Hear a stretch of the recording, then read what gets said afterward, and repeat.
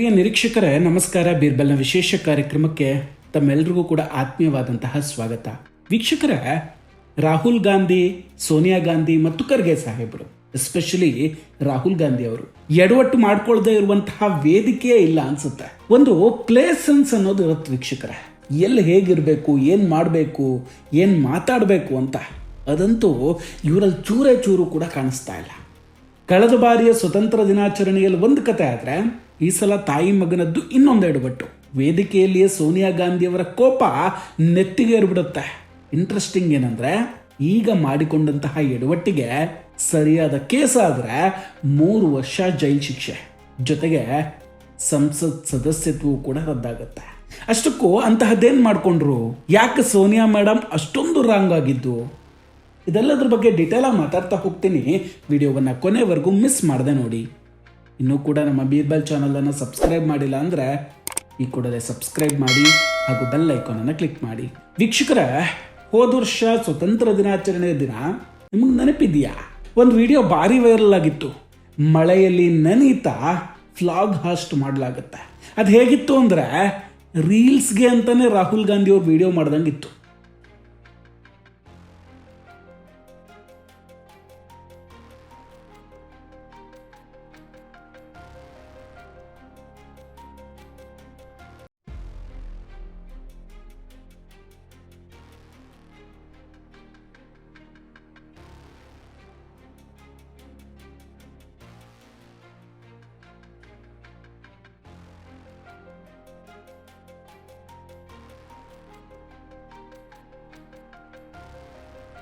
ಆಮೇಲೆ ಮೋದಿಜಿ ವಿಡಿಯೋಗಿಂತಲೂ ರಾಹುಲ್ ಗಾಂಧಿ ಅವರ ವಿಡಿಯೋನೇ ಜಾಸ್ತಿ ಮಂದಿ ನೋಡಿದ್ದು ಅಂತ ಕೂಡ ಕತೆ ಹೊಡೆದ್ರು.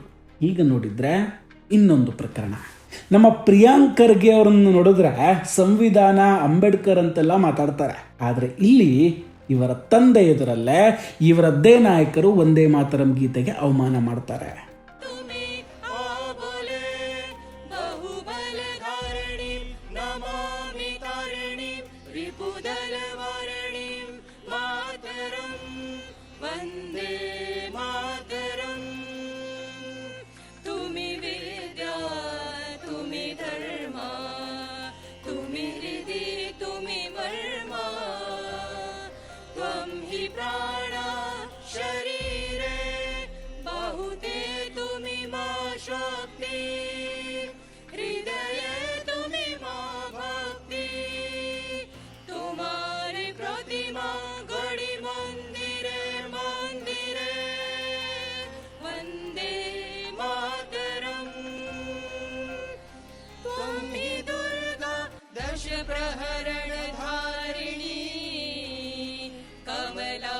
ಮಜಾ ಏನಂದ್ರೆ, ಕಾಂಗ್ರೆಸ್ ಕಚೇರಿಯಲ್ಲಿ ಫ್ಲಾಗ್ ಹಾಸ್ಟಿಂಗ್ ಕಾರ್ಯಕ್ರಮ ನಡೀತಾ ಇತ್ತು.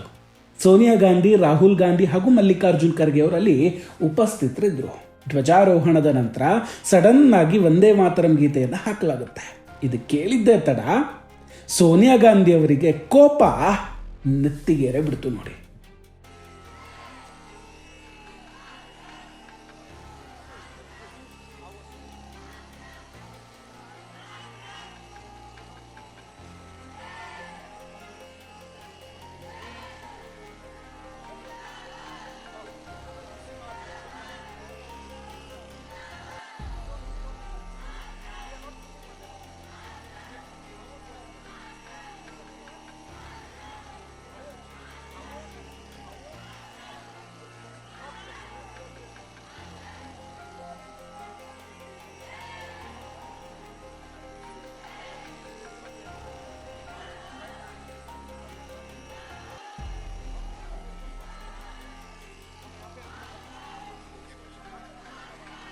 ಪಾಪ ರಾಹುಲ್ ಗಾಂಧಿ ಅವರಿಗಂತೂ ಏನು ಮಾಡಬೇಕು ಗೊತ್ತಾಗ್ತಿಲ್ಲ.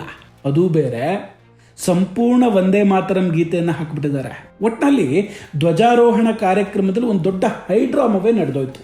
ಇಂಟ್ರೆಸ್ಟಿಂಗ್ ಏನಂದ್ರೆ, ಈ ವಿಡಿಯೋ ಕಾಂಗ್ರೆಸ್ನ ಯಾವುದೇ ಅಫಿಷಿಯಲ್ ಪೇಜ್ಗಳಲ್ಲಿ ಕಾಣಿಸ್ತಾ ಇಲ್ಲ, ಆದರೆ ಇಡೀ ಸೋಷಿಯಲ್ ಮೀಡಿಯಾದಲ್ಲಿ ವೈರಲ್ ಆಗ್ತಾ ಇದೆ.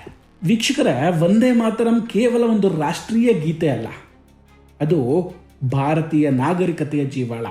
ಈ ಗೀತೆಯಲ್ಲಿ ಬರುವಂತಹ ತುಮ್ ಹಿ ವಿದ್ಯಾ, ತುಮ್ ಹಿ ಧರ್ಮ, ತುಮ್ ಹಿ ಹೃದಯ, ತುಮ್ ಹಿ ಮರ್ಮ, ಈ ಸಾಲುಗಳು ರಾಷ್ಟ್ರವನ್ನ ಜ್ಞಾನ ಮತ್ತು ಧರ್ಮದ ಮೂಲ ಅಂತ ವರ್ಣಿಸುತ್ತೆ.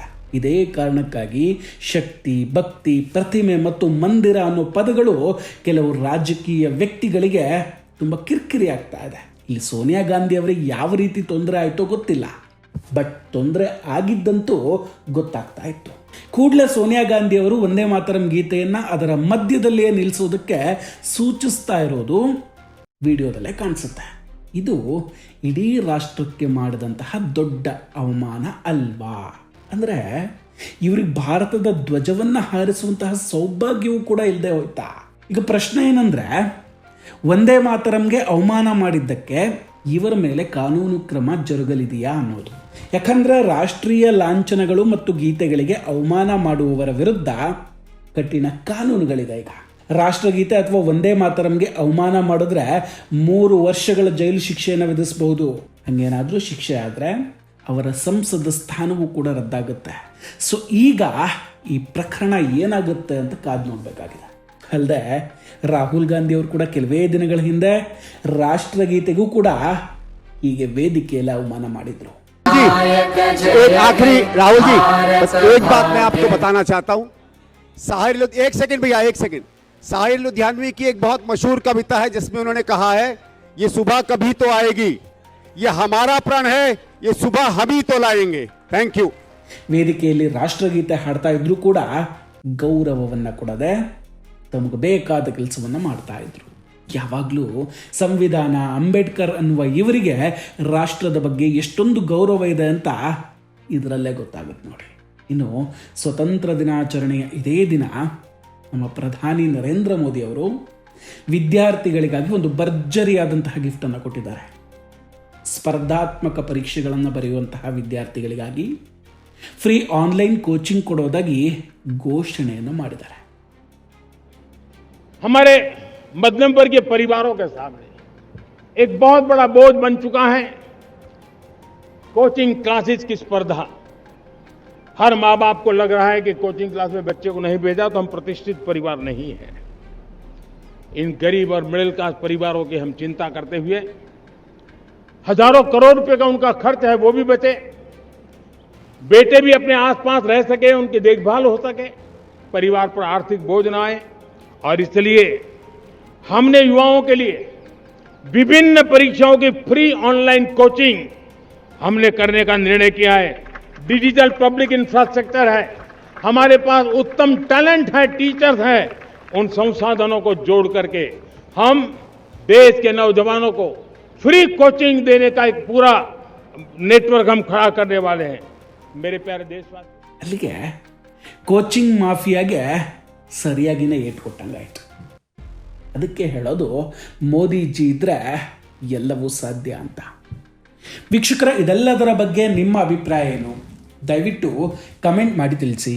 ನಾವು ಕೊಟ್ಟಂತಹ ಮಾಹಿತಿಗಳು ನಿಮಗಿಷ್ಟ ಆಗಿದ್ದರೆ ವಿಡಿಯೋವನ್ನು ಲೈಕ್ ಮಾಡಿ ಹಾಗೂ ಶೇರ್ ಮಾಡಿ. ಇನ್ನೂ ಕೂಡ ನಮ್ಮ ಬೀರ್ಬಲ್ ಚಾನಲನ್ನು ಸಬ್ಸ್ಕ್ರೈಬ್ ಮಾಡಿಲ್ಲ ಅಂದರೆ ಈ ಕೂಡಲೇ ಸಬ್ಸ್ಕ್ರೈಬ್ ಮಾಡಿ ಹಾಗೂ ಬೆಲ್ ಐಕಾನನ್ನು ಕ್ಲಿಕ್ ಮಾಡಿ. ನಮಸ್ಕಾರ, ಟೇಕ್ ಕೇರ್ ಆ್ಯಂಡ್ ಬಾಯ್. ಮತ್ತೆ ಭೇಟಿಯಾಗೋಣ. ಜೈ ಹಿಂದ್.